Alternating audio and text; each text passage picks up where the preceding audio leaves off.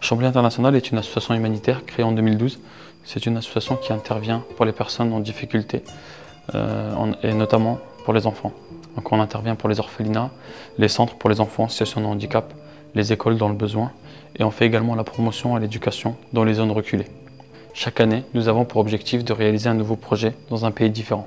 Cette année, nous avons déjà ciblé les différents centres pour lesquels nous avons travaillé, nous avons déjà programmé la visite et nous avons déjà ciblé les différents besoins. Et cette année, on va aller au Sénégal.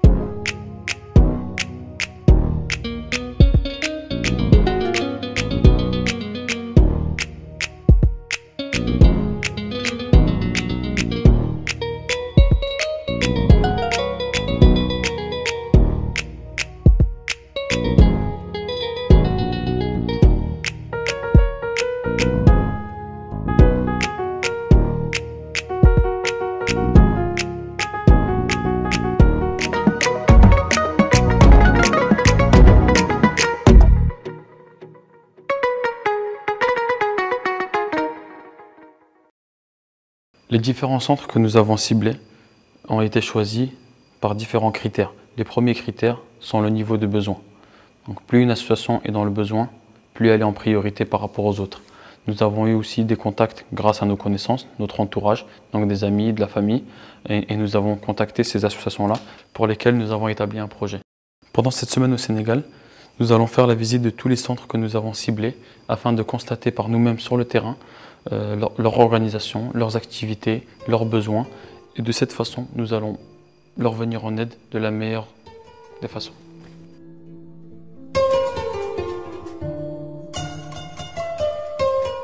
Le premier centre que nous avons visité est une école qui se trouve dans le quartier de Médina Gounass. C'est vraiment une école qui est dans une situation compliquée, vraiment une situation précaire. Par exemple, pendant les intempéries, l'école est fermée. Ils n'ont pas de toit, il y a du sable partout, les murs ne sont pas finis, les toilettes sont découvertes. Il y a vraiment énormément de choses à faire. Donc nous avons fait un point avec le directeur sur les différents points sur lesquels nous pourrons les aider. On va pouvoir aider sur la partie fourniture scolaire, sur la partie infrastructure, sur la partie mobilier, des tables, des armoires. Et en plus de ça, nous allons pouvoir intervenir sur la partie hygiène en mettant en place des toilettes et un point d'eau.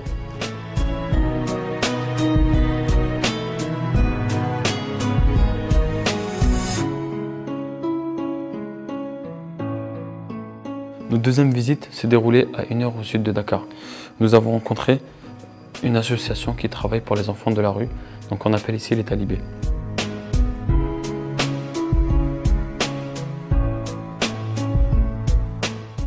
L'association a des besoins sur la partie infrastructure pour pouvoir accueillir plus d'enfants, pour pouvoir optimiser l'espace. L'association a aussi besoin sur la partie fourniture scolaire et a aussi besoin de matériel médical. Alors, tout ce qui est matériel scolaire, matériel médical, oui. Fourniture.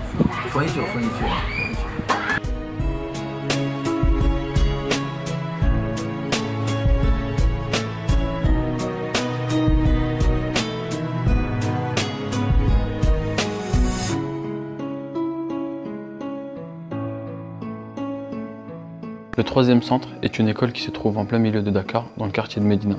C'est une école de plus de 150 enfants, dont 90 orphelins. Cette école a des besoins sur la partie infrastructure en améliorant par exemple les dortoirs, en mettant en place des lits superposés, des nouveaux matelas ou des armoires de rangement. Ils ont aussi besoin de fournitures scolaires et de matériel médical pour les premiers soins.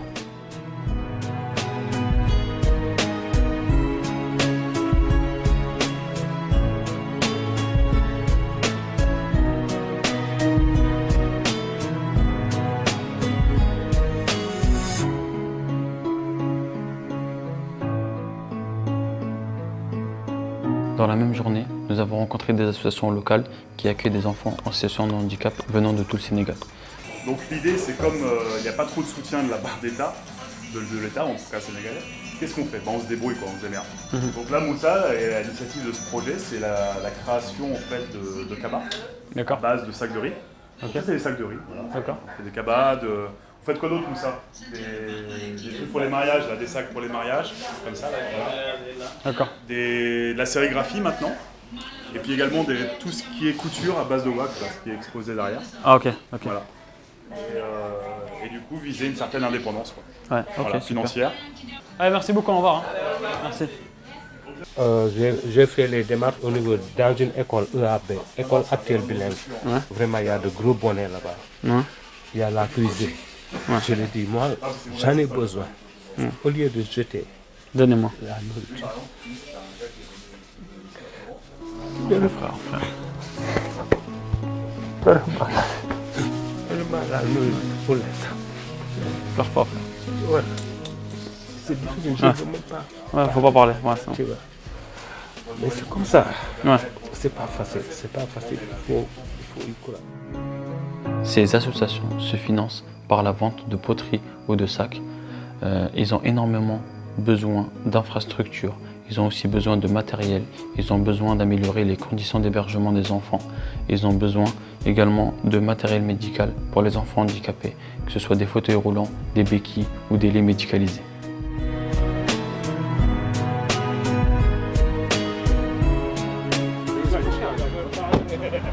Donne-moi ça. C'est bon? La photo, la photo.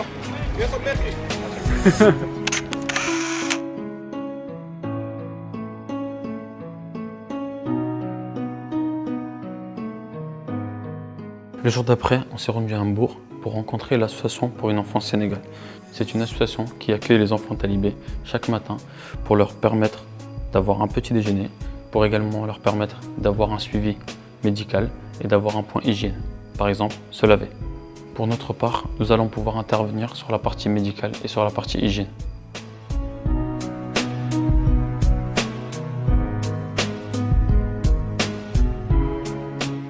Cette association a une particularité par rapport à pas mal d'associations, c'est qu'ils essayent de faire apprendre aux enfants un métier, histoire de leur garantir un avenir. Ces métiers peuvent être couturiers, boulangers ou autres. Nous allons aussi contribuer dans ce projet-là. C'est un centre qui est très vivant et qui a une grande place dans le quartier. Par exemple, le pain qui est fait par les enfants est redistribué ensuite dans le quartier. Ce centre respire la joie. J'ai passé un agréable moment avec les enfants, avec un grand match de foot.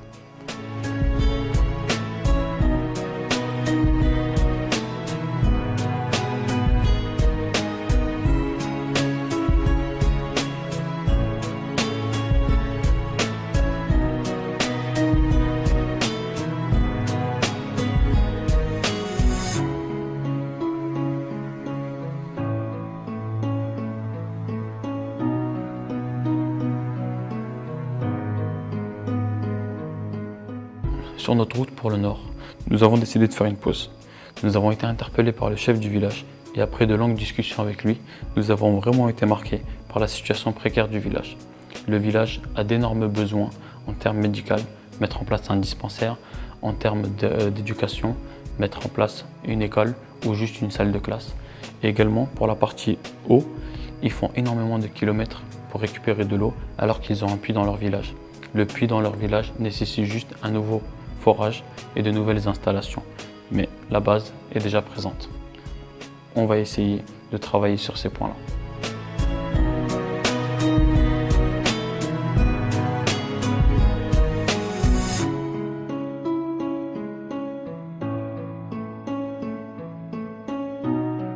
Une fois arrivés dans la ville de Ndjoum, nous avons fait la visite d'une école franco-arabe.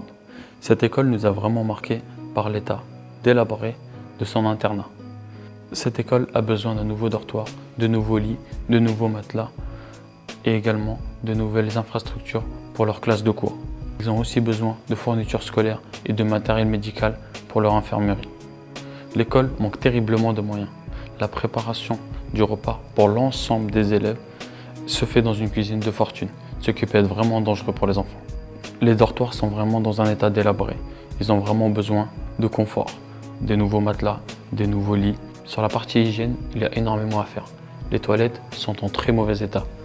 Les enfants n'ont même pas de douche. ils prennent leur douche dehors.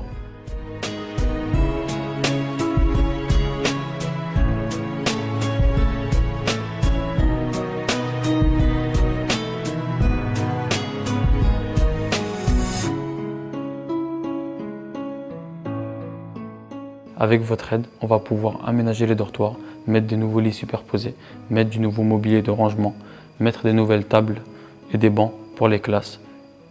Et vraiment, ça serait magnifique de pouvoir leur construire une douche et de nouvelles toilettes.